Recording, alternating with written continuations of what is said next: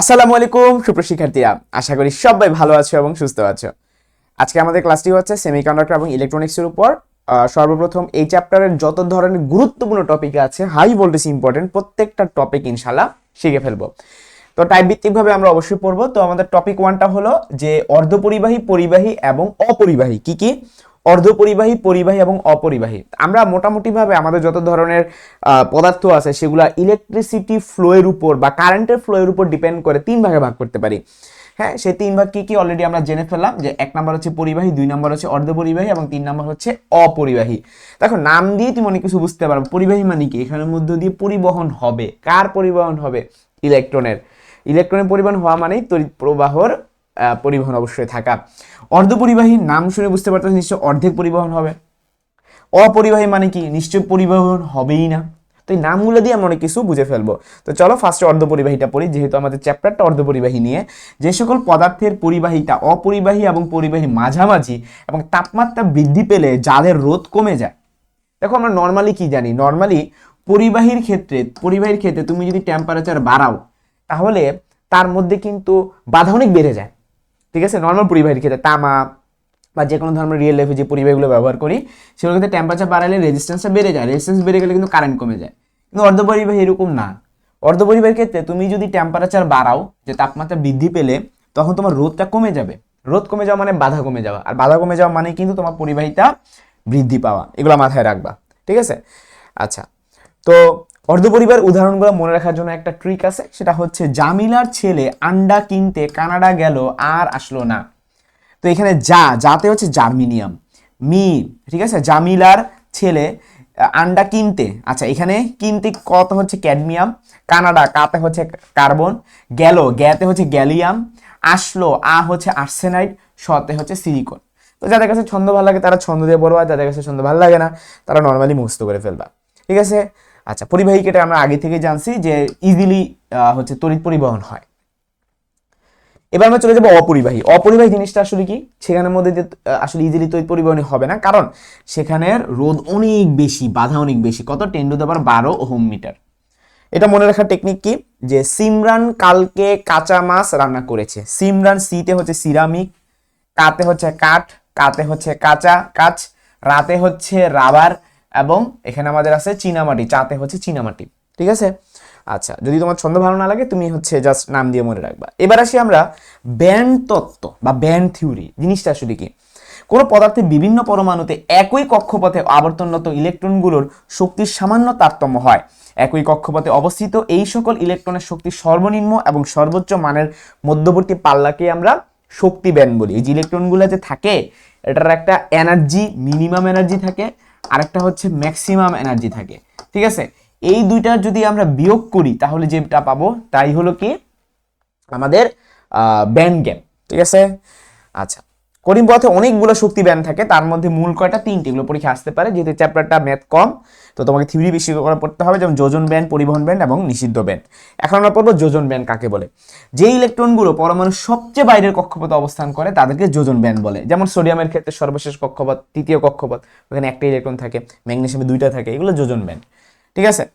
আচ্ছা, পরিবহন ব্যান্ডটা কি, যে পরমাণুতে অবস্থিত মুক্ত যোজন ইলেকট্রন বিদ্যুৎ পরিবহনে অংশগ্রহণ করে, ফলে এদেরকে পরিবহন ইলেকট্রন বলা হয়, ঠিক আছে?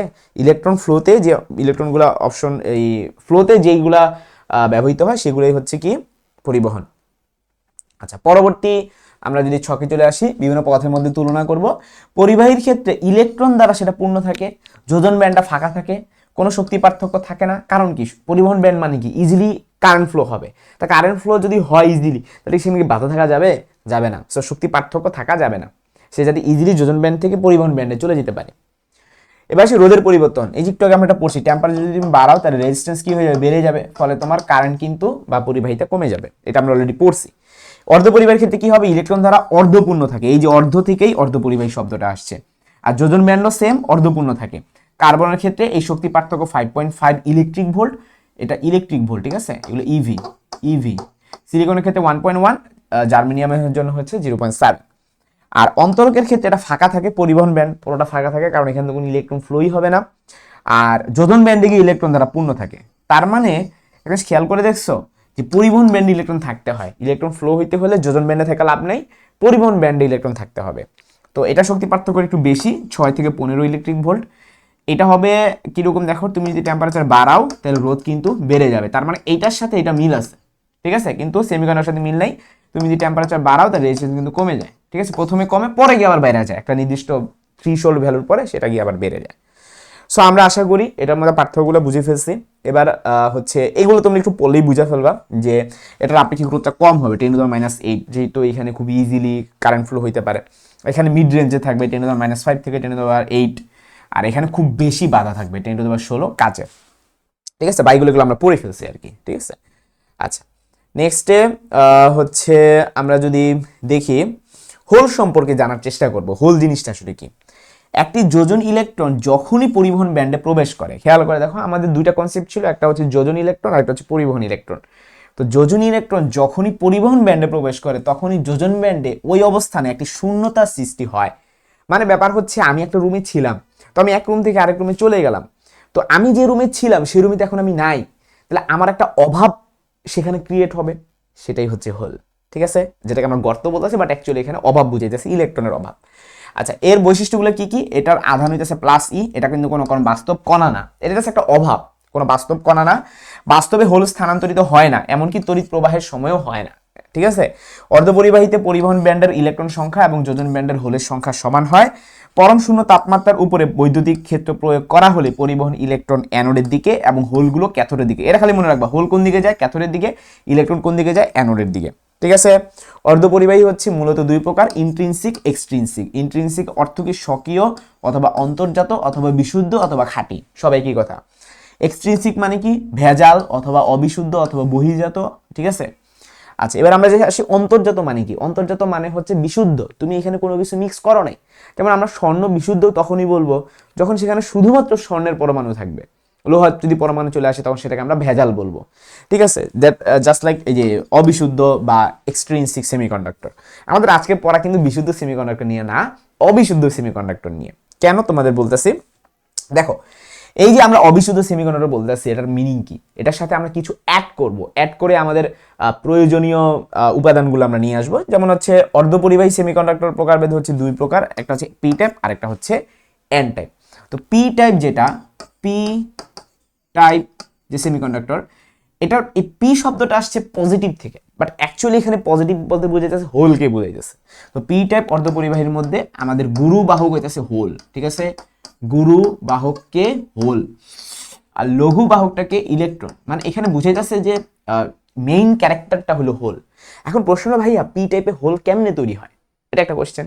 তো এটা খুবই ইজি। পি টাইপের ক্ষেত্রে আমরা যে পদার্থগুলো, যে পরমাণুগুলো ইউজ করবো সেগুলো যোজনী হইতে হবে 3, ঠিক আছে। পি টাইপ হইতে হলে যোজনী কত হইতে হবে? 3। এখন তোমার প্রশ্ন কেন? খুবই ইজি বুঝাচ্ছি, যেহেতু আমরা কার সাথে এটা অ্যাড করবো? সেমিকন্ডাক্টরের সাথে। তো সিলিকন হিসাবে আমি নিলাম, ধরো এই যে সিলিকন। এখন সিলিকন সর্বশেষ কক্ষপথে কয়টা ইলেকট্রন থাকে? 4টা, 1 2 3 4টা। এখন তুমি একটা কাজ করলা, চারপাশে তুমি এমন পরমাণু অ্যাড করলা যাতে যোজনী 3। যেমন ফর এক্সাম্পল সেটা হচ্ছে বোরন হইতে পারে, অ্যালুমিনিয়াম হইতে পারে, হ্যাঁ, গ্যালিয়াম হতে পারে। এই যে এটা কিন্তু পর্যায় সারণীর 3য় কলাম, ঠিক আছে। ইন্ডিয়াম হতে পারে, এগুলো পর্যায় সারণীর 3য় কলাম। সো এগুলো কিন্তু আমরা চাইলে ইউজ করতে পারি পি টাইপ অর্ধপরিবাহী হিসাবে। ফর এক্সাম্পল বোরন ব্যবহার করলাম, তো এখানে একটা বোরন দিলাম, এখানে একটা বোরন দিলাম, ঠিক আছে। তো এখানে আমি একটা বোরন দিলাম। তো ব্যাপারটা হচ্ছে বোরনের সর্বশেষ কক্ষপথে আছে কয়টা ইলেকট্রন? 3টা, ঠিক কিনা? তো 3টা। তো তুমি যে কাজটা করতে পারো, একটা বোরনের চারপাশে তো আবার 4টা করে সিলিকন থাকবে, ঠিক আছে। এটা ধরো হচ্ছে বোরন, এটা আমাদের বোরন, এটা সিলিকন, এখানে থাকবে কি সিলিকন, এখানে থাকবে সিলিকন। তাহলে বোরনের নিজস্ব আছে কয়টা? 3টা। তাহলে বোরনের 3টা যদি আমি আঁকি অন্য একটা কালার দিয়ে যদি বুঝাই, ধরো লাল কালার দিয়ে, বোরনের 3টা হচ্ছে লাল কালার, এই 3টা লাল কালার। সিলিকন তো আছে আমাদের 4টা, সিলিকনটা ধরো বুঝাইলাম হচ্ছে নীল কালার দিয়ে, হ্যাঁ, 1 2, এখানে একটা সিলিকন, এখানে সিলিকন। সিলিকন তো আরো আছে, এদিকে আরো আছে, সিলিকনের প্রত্যেকটা আমি যদি 4টা করে দিয়ে দিই, এই। তো এখন একটা চিন্তা করে দেখো আমাদের মোট কয়টা ইলেকট্রন হলো? দেখো তো, 1 জোড়া 2 জোড়া 3 জোড়া আর এখানে সিঙ্গেল একটা, মানে এখানে মোট 7টা ইলেকট্রন হয়েছে। তাহলে একটা কম, ঠিক কিনা? একটা ইলেকট্রন আমরা কম পাচ্ছি। তো একটা ইলেকট্রন যে কম হওয়ার কথা 8টা, একটা কম আছে, তার মানে এখানে একটা ঘাটতি তৈরি হয়েছে। এই যে ঘাটতিটা তৈরি হলো এইটাই হোল, ঠিক আছে। এই ঘাটতিটাই হচ্ছে হোল। আশা করি বুঝতে পারছো যে এখানে কিন্তু একটা ইলেকট্রন কম আছে, এটাই হোল। তো ও কি করবে, পার্শ্ববর্তী থেকে ইলেকট্রনটা নিবে, তো ফলে যার কাছ থেকে নিলে সেও তো আবার একটা ঘাটতি তৈরি হইলো, এইভাবে যেটা চলতে থাকে। তো আশা করি বুঝতে পারছো যে আমাদের পি টাইপ অর্ধপরিবাহীটা কি। এখন আমরা শিখবো হচ্ছে এন টাইপ অর্ধপরিবাহী। পি টাইপ শেষ, এই যেগুলো আমরা অলরেডি পড়ে ফেলছি। চলো কিছু এমসিকিউ প্র্যাকটিস করি। তাপমাত্রা বৃদ্ধি করলে অর্ধপরিবাহী কি হয়, বৃদ্ধি পায়। অন্তরক পদার্থের শক্তি ব্যবধান কত, অন্তরক যেন আমরা পড়ছিলাম কত, একটু বেশি, 6 থেকে 15 ইলেকট্রিক ভোল্ট, ঠিক আছে। এক্সট্রিনসিকের ক্ষেত্রে ডোপেন্ট হিসাবে আমরা কি ব্যবহার করে থাকি, এগুলো হলো তোমার যেগুলো সর্বশেষ কক্ষপথে আমাদের ওই 3টা বা 5টা ইলেকট্রন থাকে সেগুলো, ঠিক আছে। আচ্ছা, তোমাদেরকে স্লাইড দিয়ে দেওয়া হবে, তোমরা এগুলো প্র্যাকটিস করতে পারবা। এখন আমরা চলে যাব হচ্ছে এন টাইপ অর্ধপরিবাহী। পি টাইপ তো পড়লাম, এখন চলো এন টাইপ পড়ি। এন টাইপ জিনিসটা আসলে কি, এন মানে হচ্ছে নেগেটিভ। কে বেশি নেগেটিভ হয়, ইলেকট্রন।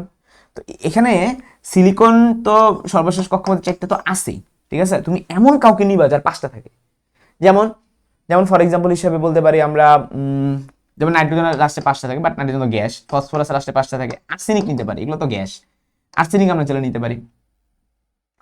অ্যান্টিমনি নিতে পারি, বিসমাথ নিতে পারি, হ্যাঁ, এগুলা কিন্তু পঞ্চযোজী, এই সকলগুলা পঞ্চযোজী। তো তুমি এখান থেকে ধরো আর্সেনিক নিলা, ঠিক আছে, ফর এক্সাম্পল আর্সেনিক নিলা। তো আর্সেনিকের সর্বশেষ কক্ষপথে তো 4টা থাকে, 5টা থাকে, তাহলে আমি 5টা ধরো লাল কালার দিয়ে বুঝাইলাম, হ্যাঁ, 1 2 3 4 5টা, ঠিক আছে। এবার সিলিকন তুমি অ্যাড করবা, তো চারপাশে 4টা সিলিকন থাকবে, এই যে একটা সিলিকন, এখানে একটা সিলিকন, এখানে একটা সিলিকন, এখানে একটা সিলিকন, এই যে একটা একটা একটা, এই যে আমি একটা সিলিকন যে রাখবো, এখানে একটা ঘটনা ঘটে গেল না। ঘটনাটা হইলো মোট তো 9টা হয়ে যায়, 2টা 2টা 4টা 6টা 3টা 9টা হয়ে গেল। তাহলে আর্সেনিকের যে একটা বেশি হয়ে ছিল সেটাই তো ঝামেলাটা করছে, তাই না। তাহলে আর্সেনিকের এটা এক্সট্রা, ও কি করবে, ওকে এখানে ওরা জায়গা দিবে না। বাকিরা বলবে বাপ তুমি এখান থেকে ভাগো, তুমি পার্শ্ববর্তী পরমাণুতে চলে যাও। ও যখন পার্শ্ববর্তীতে যাবে ওখানে তো সেম কাহিনী, ওখানে তো 9টা। মানে ব্যাপারটা হচ্ছে আমার লাগবে 8টা, আছে 9টা। তাহলে এই যে একটা এক্সট্রা আছে, এক্সট্রা ইলেকট্রন, ও কি করবে, নেগেটিভিটি বাড়াই দিল। এটাই এন টাইপ। তাহলে আশা করি তোমাদেরকে পি টাইপ এবং এন টাইপ পুরোপুরি ক্লিয়ারলি বুঝিয়ে দিতে পারছি। তো এখন আমরা চলে যাব আমাদের পরবর্তী টাইপে, টাইপ টু। টাইপ টুটা হচ্ছে পি আর এন তো আমরা বানাই ফেলাম, তাই না। এখন পি আর এন যদি জোড়া লাগাই দিই, তখন জোড়া লাগানো যে জায়গাটা আমরা একসাথে জোড়া লাগে সেটাকে বলে জাংশন। আর ডায়োড জিনিসটা আসলে কি, এই যে আমরা যে এতক্ষণ পি বানাইলাম, ঠিক আছে, এটা হলো গিয়ে পি, এটা হলো পি টাইপ, এটা হচ্ছে এন টাইপ। পি টাইপ আর এন টাইপ যদি জোড়া লাগাই তখন একটা জাংশন ডায়োড তৈরি হয়, ঠিক আছে। এটাকে আমরা রেকটিফায়ারও বলে থাকি, জাংশন ডায়োডকে রেকটিফায়ারও বলা হয়। তো পি এন জাংশনে পি টাইপ অঞ্চলে সংখ্যাগুরু হলো হোল, এবং যে পাশে এন টাইপ অঞ্চল সেখানে ইলেকট্রনের আধিক্যটাই সবচাইতে বেশি থাকে। আর এন টাইপ অঞ্চল এবং পি টাইপ অঞ্চল যুক্ত হয় তখন এন টাইপের ইলেকট্রনগুলো পি এর হোল দ্বারা আকৃষ্ট হয়ে ব্যাপন ক্রিয়ার মাধ্যমে জাংশনের দিকে ছুটে যায়। মানে পি এবং এন যখন তুমি একসাথে রাখো, পি থেকে এন এর দিকে যায়, এন থেকে পি এর দিকে যায়, ঠিক আছে। আচ্ছা, এখানে দুইটা তড়িৎদ্বার থাকে, একটা হচ্ছে ক্যাথোড আর একটা হচ্ছে অ্যানোড। তো এটা ব্যবহারগুলো কি কি, কোথায় কোথায় ব্যবহার করা হয়, এসি কে ডিসি পরিণত করার জন্য ব্যবহার করা হয়, তারপর বেতার, টিভি, কম্পিউটার, মোবাইল ফোনে ব্যবহার করা হয়, ইলেকট্রনিক ঘড়ি, এলইডি, যেমন লাইট ইমিটিং ডায়োড, এখানে তো ডি এর মধ্যে ডায়োড আছে, এগুলোতে ব্যবহার করা হয়। শপিং মলের ডিসপ্লে, ক্রীড়া প্রতিযোগিতা ফলাফল ডিসপ্লে, এগুলোতে ব্যবহার করা হয়। তো আমরা জাংশন ডায়োড সম্পর্কে জেনে গেলাম। এলইডির মিনিং কি, লাইট ইমিটিং ডায়োড বা আলোক নিঃসরক ডায়োড। জাংশন ডায়োডের আমরা কার্যক্রম গুলা একবার যদি পড়ি, পিএন জাংশনে তড়িৎ প্রবাহ হবে কি হবে না সেটা নির্ভর করে ভোল্টেজ কিভাবে প্রয়োগ করা হবে সেটার উপর। তাহলে পরীক্ষা আসতে পারে কিসের উপর, ভোল্টেজের উপর। বাইরে থেকে পিএন জাংশন বরাবর দুই ভাবে বিভব পার্থক্য প্রয়োগ করা যেতে পারে। কয়ভাবে প্রয়োগ করা যেতে পারে, দুই ভাবে। কি কি, একটা হচ্ছে ফরওয়ার্ড বায়াস আর একটা হচ্ছে রিভার্স বায়াস। কি কি, একটা হচ্ছে ফরওয়ার্ড বায়াস আর একটা হচ্ছে রিভার্স বায়াস। আমি জাংশন ডিপ্লেশন রেজিমটা বুঝাবো, আমার মতো করে বুঝাবো। তো আগে চলো ফরওয়ার্ড বায়াস কি রিভার্স বায়াস কি সেটা শিখে আসি। হ্যাঁ, ফরওয়ার্ড বায়াস এবং রিভার্স বায়াসটা এখন আমরা শিখবো। তো ফরওয়ার্ড বায়াসটা হচ্ছে এরকম, এখানে ফরওয়ার্ড বায়াসটা দিয়ে দিছে, যে এখানে ফরওয়ার্ড বায়াসটা দিয়ে দিছে। আমরা এখন ফরওয়ার্ড বায়াসটা এখানে শিখি এতটুকু জায়গার মধ্যেই। ফরওয়ার্ড বায়াসটা হচ্ছে এরকম যে তুমি ধরো এখানে একটা পি টাইপ রাখছো, ঠিক আছে, এই যে এখানে একটা পি টাইপ রাখছো, এখানে এন টাইপ রাখছো, ঠিক আছে। আচ্ছা, পি টাইপ পরিবাহী, এন টাইপ পরিবাহী, মাঝখানে এই মাঝখানটাতেই হচ্ছে আমাদের ডিপ্লেশন লেয়ার, একটা লেয়ার আছে, হ্যাঁ, এই যে মাঝখানটা আমাদের ডিপ্লেশন লেয়ার। তো এই লেয়ারের মধ্যে আমাদের সকল কাজগুলো হয়ে থাকবে। তো পি টাইপ মানে এখানে হোল আছে, এখানে হোল আছে অনেকগুলা, ঠিক আছে। এন টাইপ মানে কি, এখানে ইলেকট্রন আছে, এখানে ইলেকট্রন আছে। আচ্ছা, তো এটা আমি আলাদা একটা স্লাইডে বুঝাই তাহলে সবচেয়ে ভালো হয়। দেখো, তো আমরা এখন তাহলে ভাই কি পড়তেছিলাম, আমরা পড়তেছি হচ্ছে forward bias, forward bias, Bangla কি বলে? সম্মুখী ঝোঁক, সম্মুখী ঝোঁক। ঠিক আছে, সম্মুখী ঝোঁকটা হচ্ছে এরকম যে তুমি পি রাখছো, এন রাখছো, পি মানে অনেকগুলো হোল থাকবে, এন মানে অনেকগুলো ইলেকট্রন থাকবে। ঠিক আছে, তো এখন তুমি ব্যাটারিটা কিভাবে কানেক্টেড রাখছো সেটা একটা কোশ্চেন। এটা ধরো পি, এটা হচ্ছে এন। তো ওরা কেমনে দাঁড়ায় আছে, যদি মানুষের মতো কল্পনা করি, ওই দিকে মুখ করে দাঁড়ায় আছে, ওই দিকে মুখ করে দাঁড়ায় আছে। ঠিক আছে, তো ও যদি এদিকে যায় সেটা হবে সম্মুখ, ও যদি এদিকে যায় তাহলে সেটা হবে সম্মুখ। আচ্ছা, তো এখন আমি ব্যাটারি কানেক্ট করব, সেটা হচ্ছে এখানে পজিটিভ নেগেটিভ পজিটিভ নেগেটিভ। এবার যদি আমি কানেক্ট করি, চিন্তা করে দেখো, ও তো পজিটিভ তাই না, পি। ও কি করবে? নেগেটিভের কাছে আসতে যাবে। ও যাওয়ার রাস্তা দুইটা আছে, যেমন হচ্ছে ও চাইলে এদিক দিয়ে যেতে পারে, আবার চাইলে হচ্ছে সামনে আগায় যেতে পারে।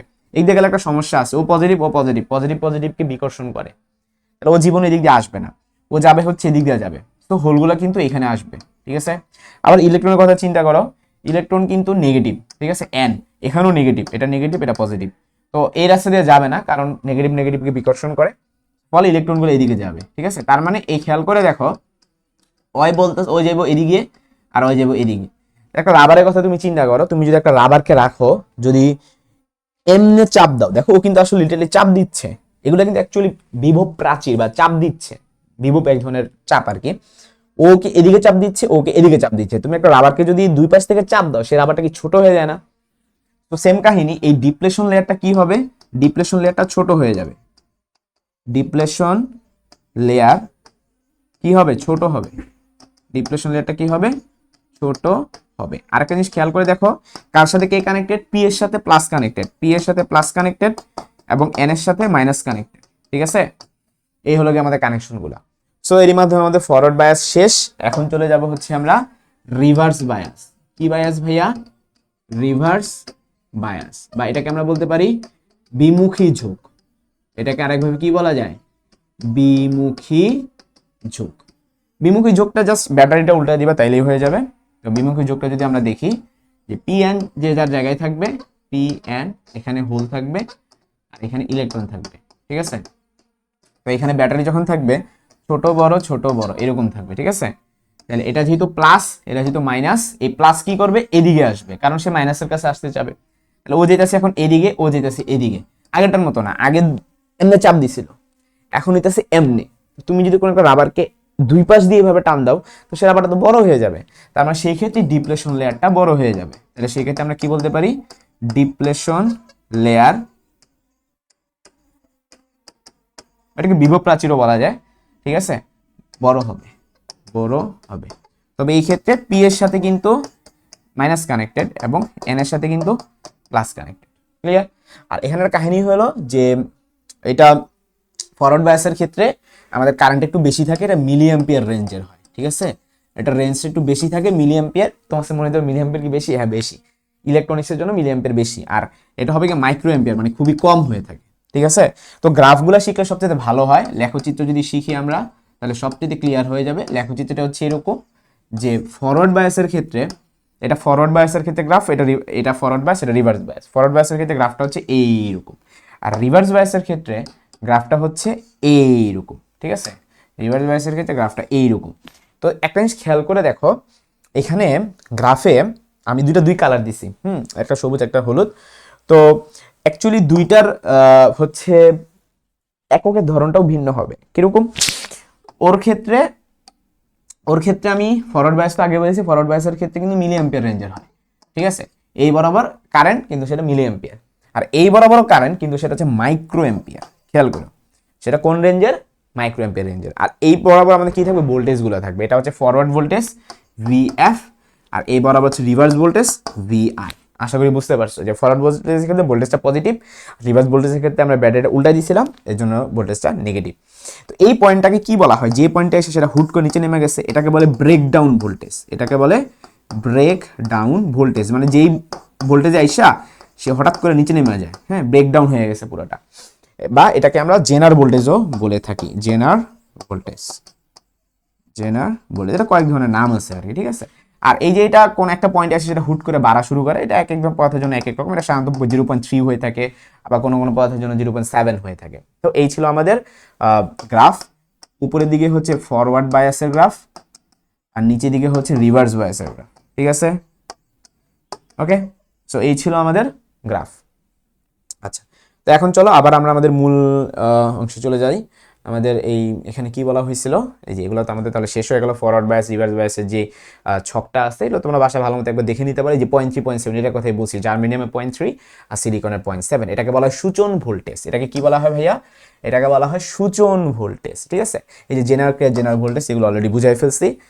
এখন আমরা হচ্ছে এখানে কিছু ম্যাথ আছে ছোট ছোট, সব ওহমের সূত্রে হয়ে যাবে। ভি ইকুয়াল টু আই আর দিয়ে এখানে যত ম্যাথ আছে সব সলভ করতে পারবা। এগুলো দেখালাম না, খুবই সহজ। ভি ইকুয়াল টু আই আর। এখন আমরা চলে যাব হচ্ছে আমাদের পরবর্তী টপিক, নাম হলো ট্রানজিস্টর বা অর্ধপরিবাহী ট্রায়োড। জিনিসটা আসলে কি চলো বোঝার চেষ্টা করি। ট্রানজিস্টর হচ্ছে 3 প্রান্ত বিশিষ্ট। পরীক্ষা আসতে পারে ট্রানজিস্টরের কয়টা প্রান্ত থাকে, উত্তর হবে 3টা প্রান্ত। তো 3টা প্রান্ত কি কি? তো চলো একটু দেখি। 3টা প্রান্ত যদি দেখি, আমাদের হচ্ছে 3টা প্রান্তের নাম হলো অ্যামিটার, বেজ এবং কালেক্টর। যদি চিত্র আঁকি খেয়াল করে দেখো, এই যে এটা হচ্ছে একটা ট্রানজিস্টরের চিত্র। হ্যাঁ, এটাকে বলা হয় বেস, এটাকে বলা হয় এমিটার, এটাকে বলা হয় কালেক্টর। এইদিকে আমরা কারেন্ট দিলাম। হ্যাঁ, ধরা যাক এইটা হচ্ছে আমাদের এই ট্রানজিস্টরটার নামটা কি, যেখান থেকে আমাদের বের হয় সেটা হচ্ছে পজিটিভ, তাহলে এটা পি। আর এটা হচ্ছে এন, এটা হইতেছে গিয়া এন। ঠিক আছে, তাহলে এটাকে আমরা বলতে পারি এনপিএন ট্রানজিস্টর। ঠিক আছে, এই ট্রানজিস্টর নাম হবে এনপিএন ট্রানজিস্টর। এনপিএন ট্রানজিস্টর মানে তো বুঝছো, ওই এন টাইপ, পি টাইপ আর এন টাইপকে আমরা স্যান্ডউইচের মতো বানাই ফেলছি। তো এই ক্ষেত্রে দেখো যে কারেন্টটা বের হইতেছে এটা কিন্তু ই দিয়ে চলে যাচ্ছে, তাহলে এটাকে আমরা বলবো আইই কারেন্ট। এখন আমরা চলতো এই চ্যাপ্টারে পড়ছিলাম যে পরিমাণ কারেন্ট ঢুকে সেই পরিমাণ কারেন্ট বের হয়। তো এখানে বের হইতেছে আই পরিমাণ কারেন্ট, তাহলে ঢুকবে নিশ্চয়ই এই আইসি পরিমাণ কারেন্ট ঢুকবে এবং আইবি পরিমাণ কারেন্ট ঢুকবে। এটা তো বেসিক নিয়ম যে পরিমাণ কারেন্ট ঢুকে সেই পরিমাণ কারেন্ট বের হয়। ঢুকতেছে হলো আইবি প্লাস আইসি আর বের হইতেছে আইই। তাহলে এই ফর্মুলাটা হচ্ছে আমাদের ট্রানজিস্টরের বেসিক ফর্মুলা। এটা অনেক জায়গায় কাজে লাগবে। ঠিক আছে, এই যে কারশফের সূত্র অনুযায়ী এটা আমরা পাইছি, আই সমান সমান আইবি প্লাস আইসি। একটা টেকনিক মনে রাখবা, বেক। এই টেকনিক মনে রাখবা, বেক মানে হচ্ছে বিতে হচ্ছে বেজ, বেজে সবচাইতে কম আমাদের হচ্ছে পুরুত্ব থাকে। ঠিক আছে, পুরুত্বটা থাকে সবচাইতে কম বেজে। পরীক্ষা এটা আসে কিন্তু যে কোথায় পুরুত্ব সবচেয়ে কম থাকে, উত্তর দিবা বেজে। তারপরে মিডিয়াম কোথায় থাকে, এমিটারে। তারপর সবচাইতে বেশি পুরুত্ব কোনটা, কালেক্টর। এটা এই সিরিয়ালটা মনে রাখবা, বেক। আচ্ছা, এটা অ্যাকচুয়ালি বুঝাইতেছে, পুরুত্ব বলতে বুঝাইতেছে এখানে কি পরিমাণ তুমি হচ্ছে ভেজাল মিশ্রিত করছো। ঠিক আছে, সেটার উপর ডিপেন্ড করতেছে। আচ্ছা, তারপর প্রবাহ লাভ এবং প্রবাহ বিবর্ধন গুণক, এই জিনিসটা বুঝে যেই শব্দে মানে আমাদের দুইটা কনস্ট্যান্ট আছে, একটা হচ্ছে আলফা আর একটা হচ্ছে বিটা। তো প্রবাহ বিবর্ধন গুণক, এই গুণক যেটা প্রবাহ বিবর্ধন গুণক, গুণক শব্দটা যেখানে আছে সেটাকে আমরা বলবো আলফা। প্রবাহ বিবর্ধন গুণক মানে কি আলফা, প্রবাহ বিবর্ধন গুণক মানে কি আলফা। আলফার বেসিক ফর্মুলা হচ্ছে আইসি ডিভাইডেড বাই আইই। ঠিক আছে, এই সূত্রটা মুখস্থ রাখতে হবে। আমরা সুন্দর মতো হচ্ছে স্লাইডে এগুলা লিখে দিই যে আমাদের প্রবাহ বিবর্ধন গুণক, দেখো আমাদের ফর্মুলাটা হচ্ছে আইই সমান সমান আইবি প্লাস আইসি, এটা একটা ফর্মুলা।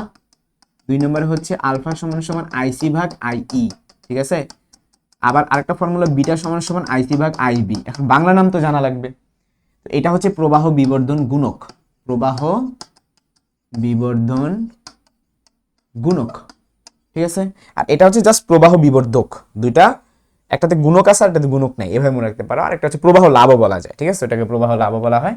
আর তাহলে এটার নাম কি, প্রবাহ লাভ। এখন আমরা দুইটার মধ্যে ইকুয়েশন যদি ডেভেলপ করতে চাই, এটাকে যদি 1 নং এর যদি 2 নং দেই, একটা কাজ করি, চলো 1/2 প্রয়োগ করে দিই। 1/2 প্রয়োগ করলে কি হয়, আলফা বাই বিটা সমান সমান আইসি ভাগ আইই। এটা উল্টায় গিয়ে কি হবে, আইবি ভাগ আইসি, তাই না? আইসি আইসি কাইটা দিলে কি থাকে, আইবি ভাগ আইই। এন্ড আই এর ফর্মুলা আবার কি, আই এর ফর্মুলা হচ্ছে আইবি প্লাস আইসি। ঠিক আছে, এখন আমি চাচ্ছি এটাকে উল্টায় নিচে পাঠিয়ে দিতে। তাহলে কি দাঁড়ায়, আলফা বাই বিটা সমান সমান 1 divided by IB plus IC divided by IB. ঠিক আছে, তাহলে আলফা বাই বিটা সমান সমান 1/1 প্লাস আইসি ভাগ আইবি। আমরা জানি আইসি ভাগ আইবি মানে বিটা। ঠিক আছে, 1 প্লাস বিটা। ওকে, তাহলে এখন যদি আমি কোনাগুনি গুণটুন করি, তাহলে কি দাঁড়ায়, এটার সাথে এটা গুণ করলে আলফা ইন্টু 1 প্লাস বিটা সমান সমান শুধু বিটা। তাহলে গুণ করলে আলফা প্লাস আলফা বিটা সমান সমান বিটা। আমি কি বের করতে চাই, আমি যদি আলফা বের করতে চাই তাহলে অঙ্ক তো এখানেই হয়ে যাচ্ছে। আলফা বের করতে গেলে 1 প্লাস বিটা 2 বিটা, তাহলে আলফা সমান সমান beta divided by 1 plus beta. ঠিক আছে, এই হচ্ছে আমাদের ফর্মুলা, আলফা সমান সমান beta divided by 1 plus beta. ঠিক আছে, তাহলে আমাদের বেসিক ফর্মুলা কি দাঁড়াইলো, আলফা সমান সমান beta divided by 1 plus beta. তো কয়টা ফর্মুলা হলো, 1 2 3 4 এই 4টা ফর্মুলা জানবা, শেষ তোমার এই চ্যাপ্টার ট্রানজিস্টর অঙ্ক শেষ। ক্লিয়ার? আর তেমন কিছু লাগবে না, আর বাকি যা আছে খুবই মানে নর্মাল কথাবার্তা। হ্যাঁ, আর এই চ্যাপ্টারের হচ্ছে পরবর্তীতে যা আছে সেটা হচ্ছে পুরোটা আইসিটির পার্ট। হ্যাঁ, তো আইসিটি পার্ট নিয়ে এখানে আলোচনা করলাম না। তোমরা হচ্ছে আইসিটি খুব ভালো মতো আশা করি পড়েছো। সংখ্যা পদ্ধতি যে একটা একটা থেকে কনভার্সনগুলো, সেগুলো তোমরা খুব ভালো মতো পারো। একবার আইসিটি বইটা রিডিং দিলে ভালো হয়, ফিজিক্স বইটা না দিয়ে তোমরা আইসিটি বইটা যদি একবার রিডিং দাও তাহলে কিন্তু সবচেয়ে ভালো হয়। সংখ্যা পদ্ধতিগুলো অবশ্যই একবার দেখে নিবা।